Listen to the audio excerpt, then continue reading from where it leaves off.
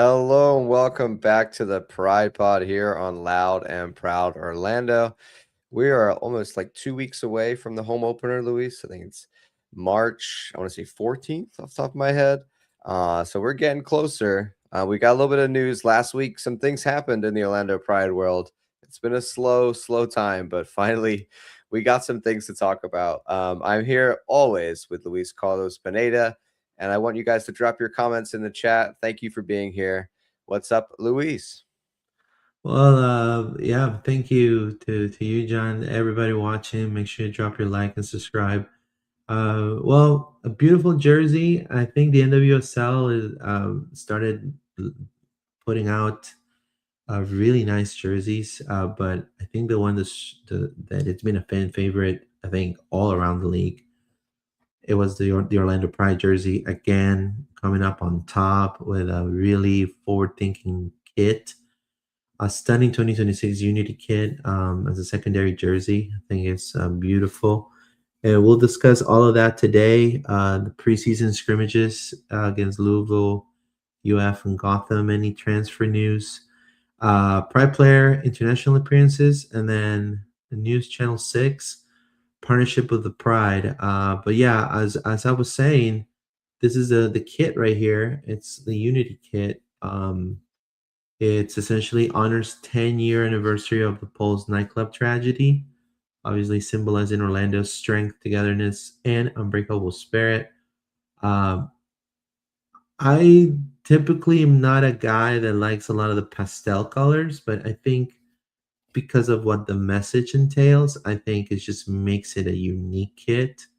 And it actually doesn't look that bad if you think about it. I mean, it's very fashionable, and again, the Pride coming up on top. I know I've seen other podcasts and other content creators that have been heavily praised um, the team for the kit, and saying one of the nicest kits this season. Now, I don't know. For starters, I think that's beautiful, especially the message behind it. It's fantastic. So, what are your thoughts there, John, for this kit? Are you gonna buy it? I have not bought it yet. I probably will buy it, just not right now. I was at the event last week at the final whistle, so that was great. They had like a nice stage set up in the background. I think I've got some pictures from that. Hold on, let's see. So they did a really nice job of presenting it the right way. It was it was it's cleverly done. I think a lot of the way that they have, clearly this message, right? And that's whenever you have merch, if it speaks to you on an emotional level, like that's like almost some of the best merch you could produce, right? If it's gonna have that connection to the fan where they look at it, they say, "Oh, I gotta have that because it speaks to me," because and this one obviously for me personally hit home. I was there working in the merchandise department for Orlando City and Orlando Pride when this happened and was, the orchestrator working with Adidas and a lot of other people to print all of those Orlando United shirts that you see all the time. So I still think, this is a message that we're, it's something that we still think about to this day. And I think that to do a jersey around it, it's just a really good way to kind of commemorate that. And it makes sense. And it speaks to the right community of the Pride, and it speaks to the Orlando community. And it's, and so often with these jerseys, you just have like whatever they did, right? They just came up with an idea. Like North Carolina, they decided they wanted to put like Venus flytraps all over theirs because it's the North Carolina like venomous plant or something, right? So that that's like such a tenuous link, and it's just like, okay, we're just gonna do something. We just pick something. We're just gonna put it on there. You can do that, but if you do that, you have to do it really well. Better is to have an idea that actually connects, and I think Pride does that really well. Like they did it with the Orange kit, they did it with Luna kit, they did it with so many of their kits that I think speak to the community really well. And this one, it tugs at the heartstrings, but it also is it's a good looking jersey, right? I think it's when you go rainbow and you go all those colors, it can come off like too much sometimes. It can be too bright, I think, for me personally. Like if you go all the bold rainbow colors. I think it's too much. So to pastel it out and to kind of have this, it's almost like a white, like it's an off-white, right? It's kind of like tie-dyed white colors all over it. All with variations there, all in these kind of very light pastel colors. And I think they did a good job of that, where it can be a rainbow jersey, right? It can be a pride jersey, but it's not necessarily, so bright that it's, like the Boston Legacy second kit. Go look at that one.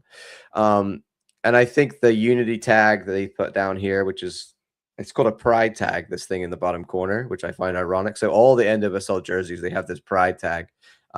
And they did this like beautiful like dove thing on it.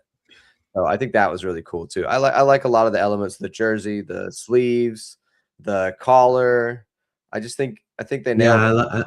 yeah, they nailed it completely, and the message behind it as well, and what it meant to the city, like you said, and $20,000 of the sales of the jerseys are going to go into the center Orlando. So that's Okay, another. I was wondering if there was a percentage. Alyssa asked me that on the podcast when we were ranking all the jerseys, and I was like, I don't know. Is there a percentage towards the charity?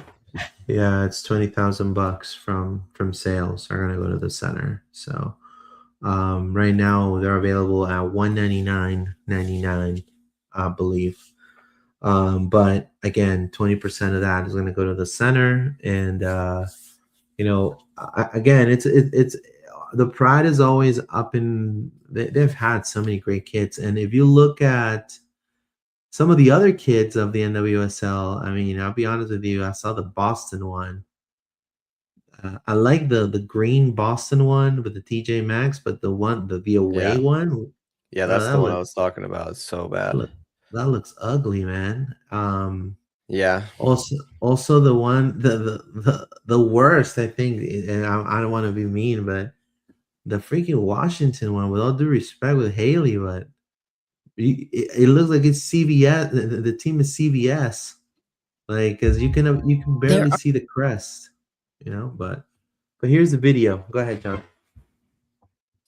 and ask there are moments that divide us, moments that alter the rhythm of a city and ask us who we really are, moments that test the soul and reveal who we choose to become. 10 years ago, this city answered, not with silence nor fear, but with love. When the music faded, we chose to keep dancing. We stood not as strangers, but as one heartbeat, one city, one community. A decade later, this legacy is woven into our fabric. This is more than a jersey. It's a tribute to the unity that carries us, to the lives whose light still guides us, to the strength that forges our path forward. As we take the pitch this season, we will remember, and we do so together. Keep dancing, Orlando.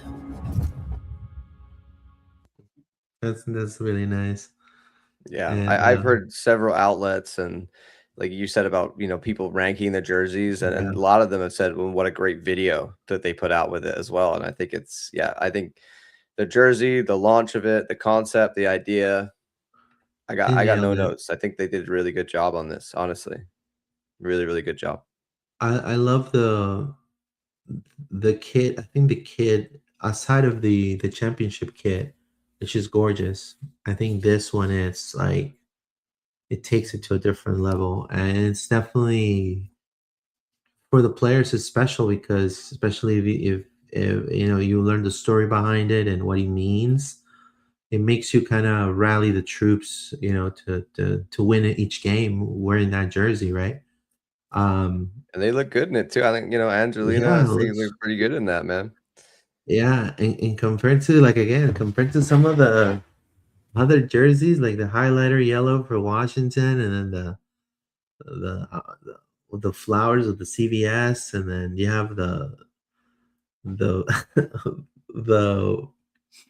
the Utah Royals one too. That it's kind of ugly. I really like the Chicago Stars one, the one that has the Oh, really? stripes. Yeah, Oh, it's that's just very funny. classic. It's just very It doesn't. classic. I said it looks like a lower league. Like Yeah, it looks like an it looks old like it like school. yes, it looks like it should be It looks on like like, Coventry City or something, like Gateshead Coventry Town or City. something in England. Yeah, Yeah, exactly. it switched down. Yeah, Yeah, yeah. It's very old school. Jovial Town United Yeah. for the fifth Um, division. I was gonna say if you haven't done so, I did on my channel with Alyssa on the NWSL Yeah. United podcast. We did a ranking of all the jerseys and went through all of them and talked about them. And so if you want to get into all the jersey talk, go there. Which is interesting, Luis, because we didn't rate the Chicago one very highly. So I think jerseys always interest me what people have, different opinions on things they like, things they don't like. They're extremely subjective in that way. But I haven't really seen any negative on this jersey. I don't think I've seen anybody that said they don't like it or whatever. And I really hope that the message behind it speaks to the players that we see in this picture. Obviously, Bandit's already killing it in preseason. She's scoring a lot of goals. Haley Mace, I mean, no one doubts her resilience and the attitude when she, has the ball on her foot and on her feet. Same with Marta. Hope she comes swinging. Haley McCutcheon. But I do want to see more of Jackie Ovalle and Angelina. I think hopefully the message speaks to them and they have a better season than they did last year, because they're probably gonna need them 100% in this season coming up. No, but two beautiful jerseys. I love Yeah. it. There was a Q&A event there. They asked some questions of Seb and Caitlin. It wasn't really anything. I think there was much to share in terms of like the roster or the squad, or it was, just some nice questions. Nothing really too hardball, let's say, Luis. I was trying to hopefully catch them, but I didn't. I just didn't manage to see them there before they left. So, excited to hear what they've got planned for the season, though, because like you said, Luis, I'm not too sure what's going on with Orlando Pride. It seems at the moment we are like done with business. I mean, we're 2 weeks away. Let's move to talk about the preseason, Luis. As we've talked about in other pods, this is all closed door, right? This is all, you know, um, and they really don't want people to know about anything. We haven't heard anything from Racing Louisville side on the game that was on the 20th. I haven't heard anything from the UF side that they had a game versus them on the 22nd, and then even just yesterday they played Gotham as well in another game. And again, we don't really know much about that in terms of who plays or what the score is, or there's a lot of agreements here between these clubs to not release any of this information. So there is going to be a chance to see Orlando Pride, Luis, before the season actually starts, because I haven't seen this announced by Orlando Pride on their socials or it's not on their website. It's not listed here in the preseason games, but very clearly, Fort Lauderdale United are hosting the NWSL champions down in the Sunshine Showdown. So this is a preseason game that Fort Lauderdale clearly have arranged and are putting on to the public. There's apparently drink specials and a food truck and a kids fun zone and a family 4-pack deals. So there's lots going on. But yeah, it wasn't announced in the original season. I see a Volsat word saying Pride put out the friendly on their IG story the other day. So it has been put out, but it's not. They aren't. They're not really pushing it. I'm not seeing a lot about it. Maybe we'll see more as the week goes on.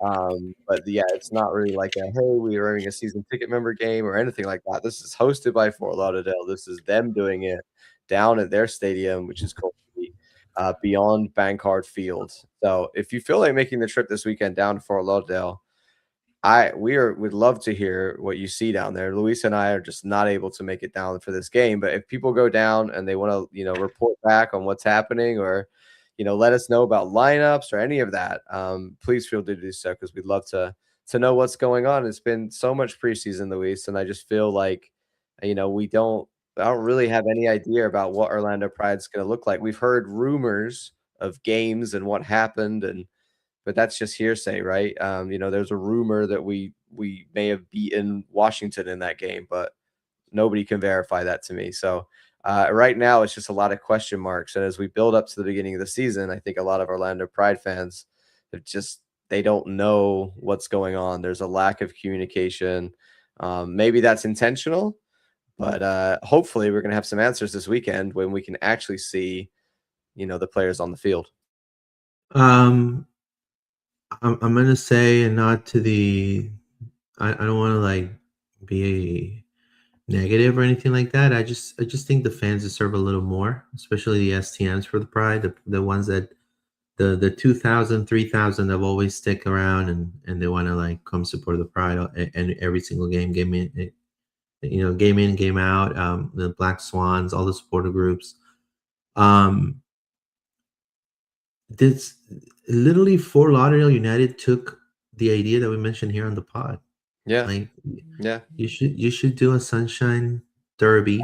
I mean, I said with Tampa, but I mean, Fort Lauderdale United. But why is the USL club the one that's doing that and not the NWSL club, right? And not only that, I don't know if you've seen the socials for Fort Lauderdale. They're giving away free posters with that image, and the Pride players. They put Marta Ovalle. They put in Julie Doyle. Like, they're promoting. They're obviously this is what you do when you're a club that's pushing, Luis, right? They're giving away like magnets to the fans for Lauderdale. They're giving away like pictures and autographs, and they're going to boy girls clubs and take. And so, guys, there's 2026 is World Cup year. I understand it's men's soccer, but I mean, a lot of eyes for soccer. It didn't really cost much. You have OHP. Do like a little tournament, like, you know what I mean? Like Tampa Bay Sun, Fort Lauderdale United, and maybe another Florida team, Sporting Jacksonville. Call it the Florida Showdown or whatever, and with the Pride, and then you get the Pride Cup or the Marta Cup or whatever, and it's eyes to your brand, and you go and grassroots promote it. I mean, I just think that staying quiet, I understand that it could be for tactics, it could be because of maybe revenue, I don't know, but you could sell those. I mean, if it's especially if it's an OHP, the Pride can pack that, they can pack that, they could, make it a whole event, and it's free. It's their land, they rent it already for all the teams, so I just think, like you said, Luis, like if we're going with the policy of it's closed door preseason and no one's finding anything out, and we're supposed to like, okay, that's the way you want to go, but then don't at the last second be like, oh, but we are going to have a game to the public and it's going to be not a home game, right? I just think for Pride fans, why isn't there a season ticket member game like we have for Orlando City? There should be. There definitely should be. This game that's happening on Saturday should be just like they do for the men's game. It should be a season ticket member game that only season ticket members can come to, and we play whoever, right? Another NWSL team, the USL team, it doesn't matter. But, get those fans in the stadium to show them, use that as the, reward, right? That's part of the season ticket package, and everything that they can do around that to kind of sell people and bring people in. So I just don't, if you're going to like reveal things before the game, right? You keep it all locked up. Why are we doing it to feed the coffers of Fort Lauderdale United? I hope we're getting a good revenue split on this game, Luis, because clearly we're the sellable club here, right? Like, honestly, no offense to Fort Lauderdale, but they don't have any player there that has the appeal of Marta or Banda or anything like that, right? So we're the big dog coming into town, and they're profiting off this. So if you really wanted a closed door season, then why isn't this also a closed door game? Why is this the one that we're saying, okay, let's open it up, but let's do it not at our house? So look, maybe we're being nitpicky, but I think it just doesn't make any sense to me that you suddenly be like, okay, the fans can come, but it's an away game. Yeah, I'm gonna look at the and again, it wasn't in the preseason announcement, so I don't think they planned this until recently. Yeah, but obviously Matt Crone is playing in Fort Lauderdale United, so that probably helps. Maybe that was the deal. Maybe it was like Matt Crone, and we have to get a friendly. She was in the deal there. Do you think that's the case, Luis? Do you think they negotiated a friendly? Maybe. I mean, I know for a fact since last year, they need. I mean, I saw them at the Tampa Bay Sun game when they played Fort Lauderdale. It Yeah. was Ali Wad was there, Julie Dole was there, Shavoshi was there because they know players from Fort Lauderdale United. Yeah. So I mean, there's always there a connection. All I'm saying is just we got to think outside the box. I don't know who will be in charge of those decisions, but I mean, I think the fans, and not only the fans, but like for example, you want to just go out to watch soccer, like, and you're like an Orlando City fan, like you want to see the pride, like you live in Kissimmee, like wouldn't it be cool to just go and check it out and make it a whole event? It's just a way of selling the brand. It's just, I mean, we have a star on our crest compared to the men's. Like Orlando Pride has a star on their crest, and we're looking like we are the ones in the USL Super League. You know what I mean? Like, I just think for equality too, that like everything you're offering with the men's ticket should be offered with the women's ticket, and I just don't understand why we don't have a preseason friendly game for the season ticket members. 100%. And well, I'm looking here, and yeah, they're promoting right here early access to special ticket packs for the Sunshine. They're really trying to get their Yeah, money. look. I'm gonna share it real quick. The Pride have posted it a few times, but they're not promoting it, right? They're just kind of reposting Fort Lauderdale stuff. Yeah, look, early access special ticket packets. You get 4-pack for $99. You get 4 tickets, 4 hot dogs, 4 sodas, 1 parking pass. You got a bucket hat. Look at that. There you go. There you go. Like crazy, man. The return of Cosette Morche is back. We'll see. But look, they're ready. Look. Elite athletes. The kind of football that reminds you why you love this game. This time, we're bringing Orlando Pride into the heat. And this city gets a front row seat. Every touch, every run, every moment fought for. This is where greatness collides. The Sunshine Showdown. Be there or miss history. You see? It's history, Luis. We're going to miss history. 4 p.m. on a Saturday. Prime time. Unbelievable, man. I mean, we could have done a cup like that, but whatever.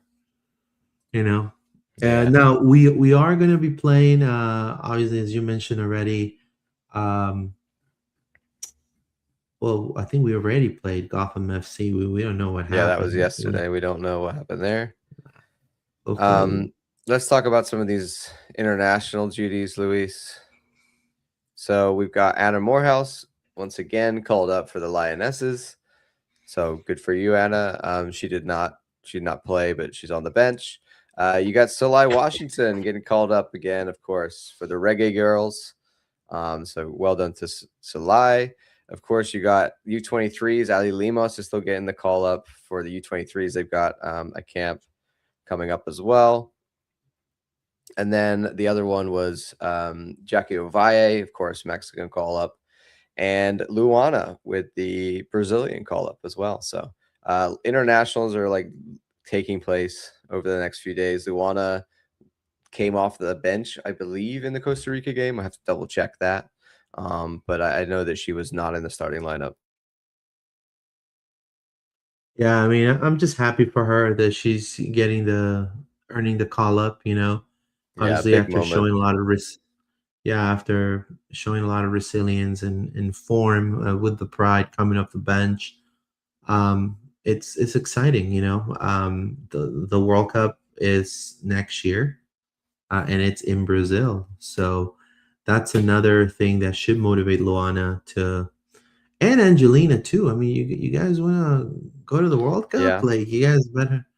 Angelina needs to play at the top of her game, this year. So, but it says Ovalle scored today for Mexico against whoever they played. I don't remember of all sad words. So, well, there you go. So, I saw somewhere that I need to double check this, but I think I saw that the Reggae Girls won like 18-0 or something insane. I have to double check that. Wow. Really? Wow. 18 nothing to who did they play? Peru? I gotta find it. I can't remember where I saw that, but I remember being like, "What?" I think they played some other nation. I gotta say, finding like information on women's international teams is extremely frustrating because there's always like directs you to the men's team, and I'm just like, no. I wanted the women's team. Yeah, they played Mexico beat Santa Lucia or Saint Lucia 7-0. Oh. And Jackie Ovalle. Yeah, Jackie Ovalle. Incredible. Good for Jackie, man. Yeah, hopefully she starts it in a great way. Now, they're going to be playing Brazil. Do you know that, right? Mexico's going to be playing Brazil on March 7th. So Jackie is going to be facing Sanerato. So they're going to be playing in Ciudad de los Deportes in Mexico. So in Mexico City. So with all the stuff that's happening in Mexico, hopefully it's a good game. But right now, that's going to be a great game. Hopefully it's on TV. I would love to see that game. Now, Luana versus Jackie Ovalle. We'll see. We'll see indeed. Yep.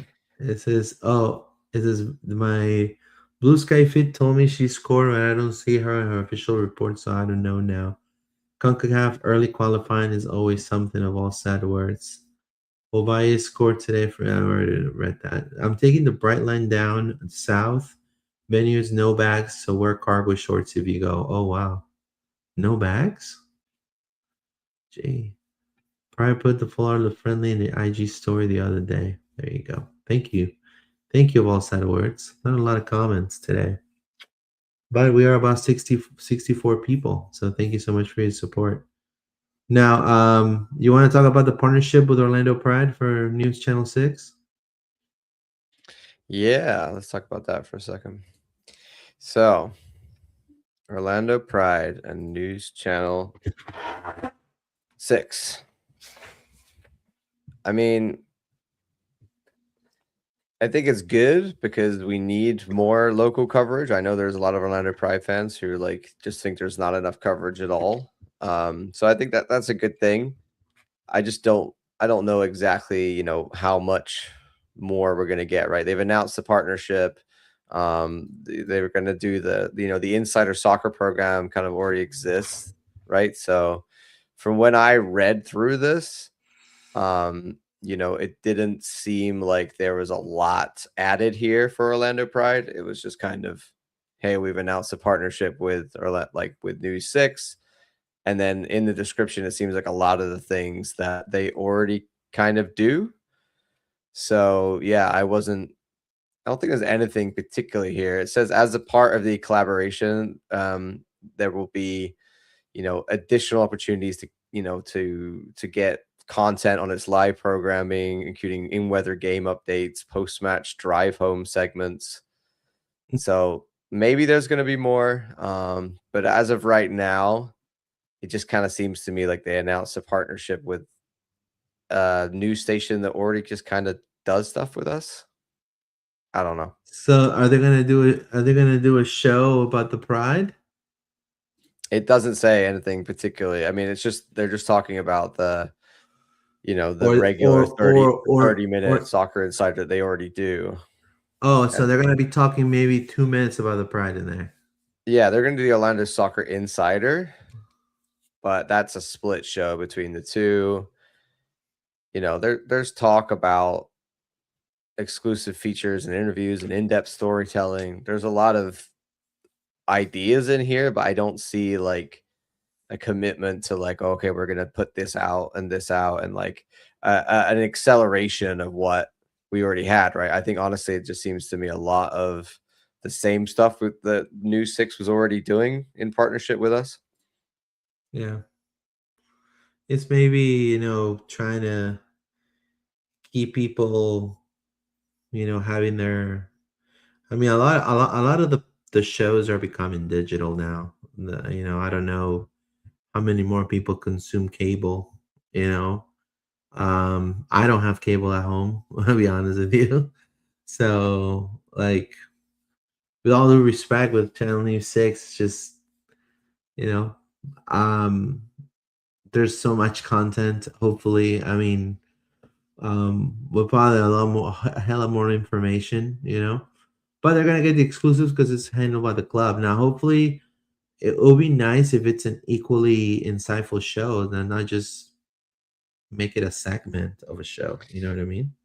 Yeah, what I'm trying to say is I don't know Orlando Pride fans is going to get anything more out of this, right? It was announced, but as of right now, it seems like business as usual on that deal. Let's talk about the She Believes Cup, Luis.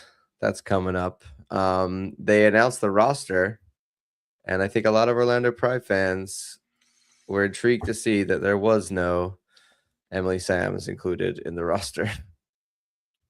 I really don't understand. First, she moves out of Orlando.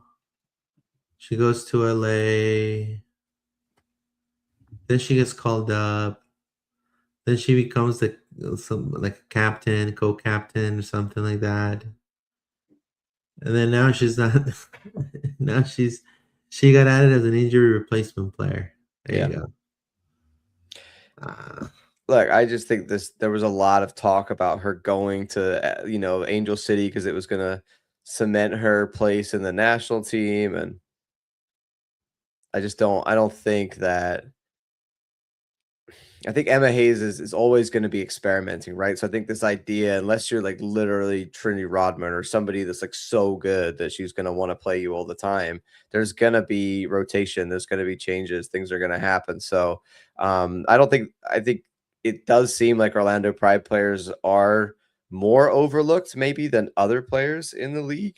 But going to another team in the league doesn't mean you're going to get into the women's national team. It just doesn't work that way. If you want to move because your development or you think that you could be better in another club and then that's going to make you better and that's going to get you into the women's national team, sure. But this idea that just going to another club is going to immediately get you what you want, I don't think that's how it works.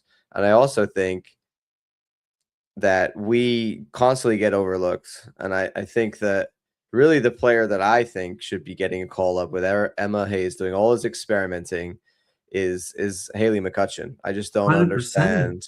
Like if you're giving a chance to an older, very similar player in who's the one who plays for Kansas? I'm blanking now. Veteran, dances a lot. I can't remember her name. But I'm just blanking on her. Everyone in the chat will know who I'm talking about. There's several players in the U.S. Women's National Team who have been given chances or similar level of player, or if not worse players, I think. DiBernardo? Haley McCutcheon. DiBernardo. No, not DiBernardo. In the midfield, what's her name? Labonta, thank you. Lula I could Bonta, not think yeah. of Lo Labonta's name for a second. Honestly, I don't think Lo Labonta is really much better than Haley McCutcheon. I don't, and she's older. 100%. So if we're saying we're gonna give Lo Labonta chances, why doesn't Haley McCutcheon get a chance? The rest of the players, I don't know. I mean, like maybe we could push for Carrie Abello, but she didn't have the best 2025. She's been out with injuries a lot. Outside of that, I don't know who else at the moment we can say on our squad is U.S. Women's National Team worthy. They're going to have to step up, right? Really, it was Emily Sams. I think Haley McCutcheon, though, if Emma Hayes is giving out chances to everybody, why has she never got a shout? Yeah, 100%. I mean, she's been the most consistent player for Orlando Pride in the past few seasons. She's a very good defensive mid. She's very good defensively, recuperating the ball, and I just think again, maybe there's. I mean, I don't understand the bias that Orlando Pride gets, and it's not the first year that happens. I don't know if it's just they don't like the Pride because of that we're in Florida, and Florida is maybe not a democratic state. I don't know if it's politics, if it's they don't like the ownership group that Orlando Pride has. I really don't know. I don't know. Is it? I really don't know, and It's frustrating, but it is very frustrating.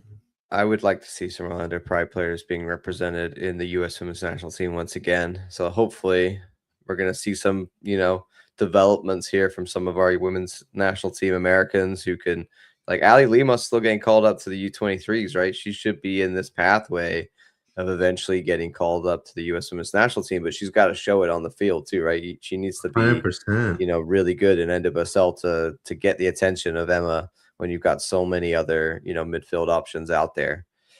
In terms of the She Believes Cup, it's about to kick off, in 2 days' time. So we're getting pretty close. On March 4th, we play Canada, and then we will play Colombia on the 7th, and then go from there. Yeah, they're gonna play on my birthday. Probably a good idea to go and watch that game at my local pub. U.S. Women's versus Canada. It's gonna be exciting. Yeah, and then they're gonna be playing Colombia too, which is a very tough team. Yep. Belgium, Portugal, and obviously, I think that's the This game. is later. This is the friendlies later, and this is the next window. So, but there's going to be, assuming they go through in She Believes Cup, there'll be another game. Yeah, but the Japan U.S. Women's National Team looks nice. The Japan game against Japan. It says here, I don't still understand her reasoning for leaving the U.S. Women's National Team. Yeah, Labonta, there you go. I didn't watch it. I'm so pissed. U.S. soccer that I skipped going to SBC for the first time in 5 years. Oh wow, you skipped going to the She Believes Cup. Wow. Yeah, it's gonna be interesting. I hope really Angelina, as well as Ovalle, they have their year. I think if they have their year, and also Abello regains her presence on the wing and starts balling, we need to see her in the national team. Hopefully, the coach is able to make it happen, right? Anything else you want to add, John? You're muted. My bad. I want to go over the depth chart one last time before we get out of here. Let's go. Yeah. Just where we're at in early preseason. So in striker, we're thinking, this is just us, right? Again, we got very little information here. So this is us going off what we think at the moment, and based off last season and the formations we were playing, and just logically where players could play. Barbara Bandit, striker. You've also got Soleil Washington. You've got Seven Castaigne there as an option as well. Right wing in this 4-3-3, we've got Jackie Ovalle, but you've got Julie Doyle, of course. You've got Nicole Payne, who could play right back or right wing.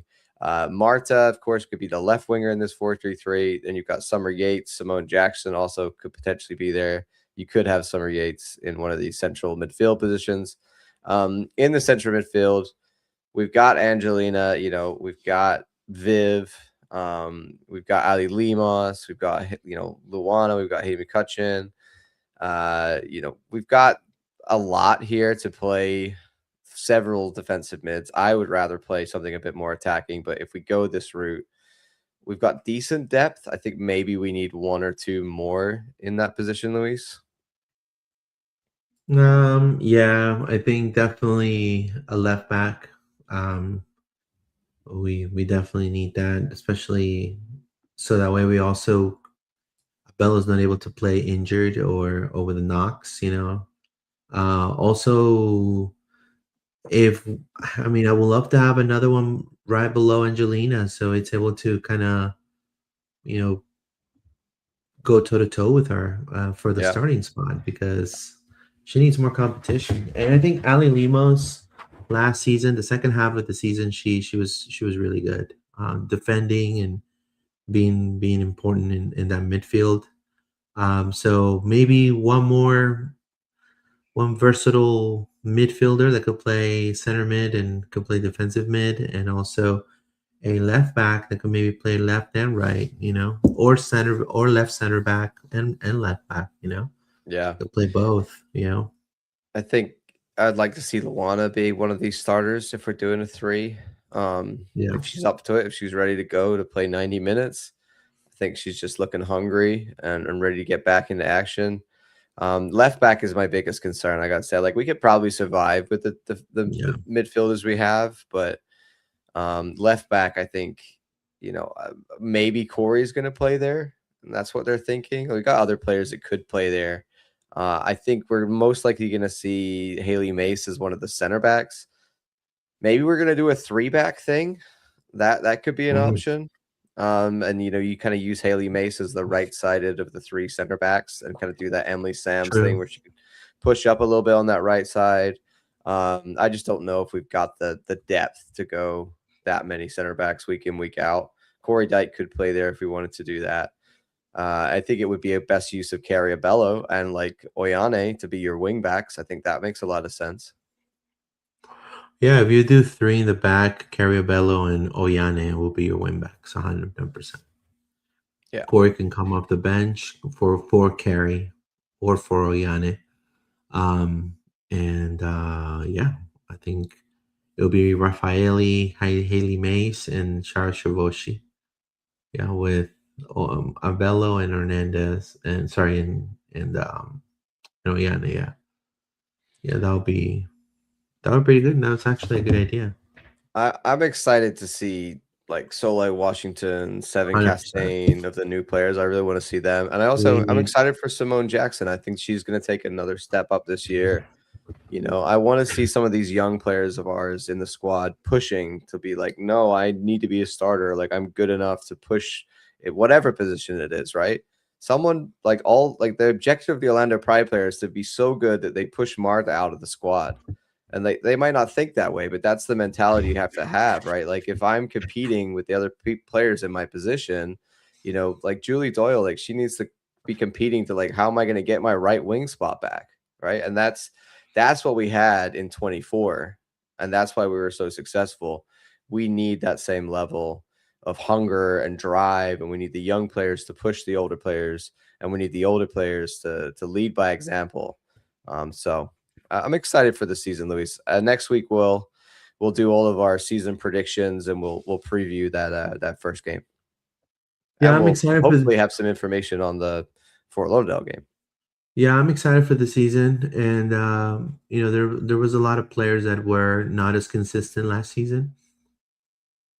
Then again, the whole trick of the championship and how it became a statement, not only for the league but also for the city of Orlando, is because every single player was very consistent in their performances, game in, game out, and we need to see that, especially from the players that the club is paying a lot of money for. Like, you're talking about Anna Morehouse re-signing, talking about the DPs, or the designated player, but like the big signings, the hip rule players. Yeah, so Barbara Banda, Jackie Ovalle, we need to see Angelina, definitely Angelina, especially because World Cup year is coming. So this Pride season, everybody should be playing for club and country, balling out. It's same for the Americans, for Corey Dyke, for Shavoshi when she has the chances to start. Now that Stamps big is not season there. for Shavoshi. She's got to step up. Exactly, for Canada. So yeah, hopefully we get a lot more out of these players. Yeah, like I love Rafaeli, but she's had a lot of injury problems. So I expect Haley Mason, Zara Shavoshi to be our kind of 2 center backs a lot at this season. Yeah, and maybe we have another good young center back that's gonna, unfortunately leave us for for a better team after a masterful Right? season, right? Who's going to step Um, up? who's gonna step up? Exactly. Everybody needs to step up, and also if everybody steps up on the roles, it's gonna be make it easier for Banda and to score more goals, to prevent injuries. And I do want to tell you guys, we need to.